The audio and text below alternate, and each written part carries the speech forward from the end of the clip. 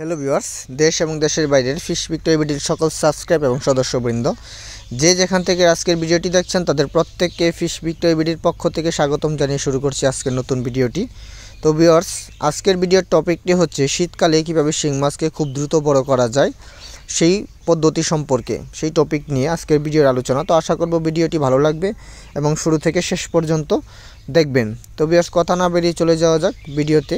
তো শিং মাছ বড় করার জন্য সর্বপ্রথম যে বিষয়টি আমরা জানি, শিং মাছ চাষকালীন সময় শীতকালে মাছ তেমন একটা বড় হয় না এবং বিভিন্ন প্রতিবন্ধকতাগুলো চলে আসে মাছ চাষের সময়।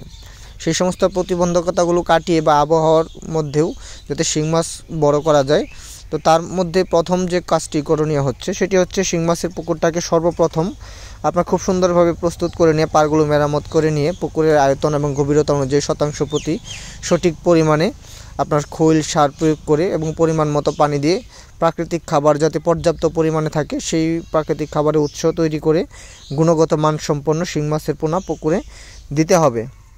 এবং এমন পোনাগুলো দিতে হবে যে পোনাগুলো ভালো এবং উন্নত মানের ব্রুড থেকে রেণু সংগ্রহ করে নার্সিং করা হয়েছে।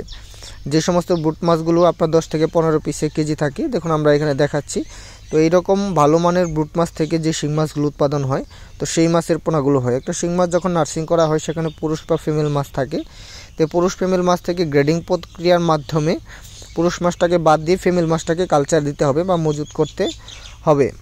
তো মজুদ পুকুরে দেওয়ার পর আমরা দেখা যায় শীতকালে খাবার প্রতিনিয়ত ভাসমান রেডিমেড ফিড খাবার দেওয়ার জন্যে পুকুরের পানিটা দেখা যায় অতিরিক্ত সবুজ বা ঘন হয়ে যায়। তো তার জন্যে পুকুরে গ্যাস সৃষ্টি হয় ফিড খাবার দেওয়ার ফলে। তো আমরা স্বাভাবিকভাবে জানি শীতকালে এমনিতেই মাছ তার পরিমাণের চাইতে অনেক খাবার কম খায়, তার উপর যদি দেখা যায় শীতকাল, তো সেক্ষেত্রে কথাই নেই। তো তার জন্য দেখা যায় প্রতি 5 থেকে 6 শতাংশে 1 কেজি জিওলাইট শীতকালে পুকুরে প্রয়োগ করতে হবে।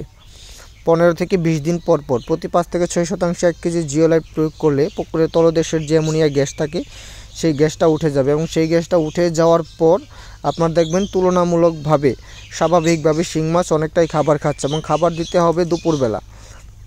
ম্যাক্সিমাম গ্রীষ্মকালে আমরা সকাল বা সন্ধ্যার পরে খাবার দিই, কিন্তু শীতকালে আমরা দেখা যায় রোদ ওঠার পরে অবশ্যই খাবার দিতে হবে। এই জিওলাইট ব্যবহার করলে মাছের খাওয়ার প্রবণতা বেড়ে যাবে, তো যার ফলে মাছের গ্রোথ আশা অনুযায়ী সঠিকভাবে বৃদ্ধি পাবে।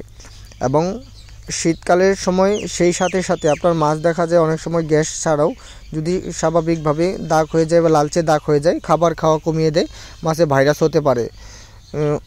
সেই ভাইরাসের হাত থেকে বাঁচার জন্য অগ্রিম ভাইরাসনাশক ঔষধ যেগুলো আমরা বাজারে রেডিমেড কিনতে পাওয়া যায় বিভিন্ন কোম্পানির, টিমসেন, জার্মিসল পি ইত্যাদি এই জাতীয় অনেক ওষুধ পাওয়া যায়, সেগুলো ব্যবহার করতে হবে আগাম ভাইরাসনাশক হিসেবে বা আগাম ভাইরাসের প্রতিষেধক হিসেবে।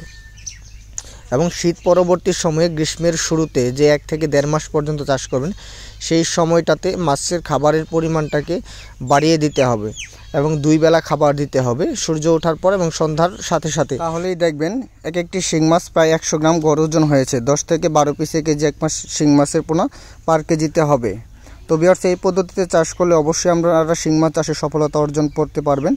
তো সবশেষে বলে রাখি, গুণগত মানসম্পন্ন শিং মাছের পোনা সংগ্রহ করতে চাইলে অবশ্যই আমাদের সাথে যোগাযোগ করতে পারেন স্ক্রিনে দেওয়া নাম্বারে।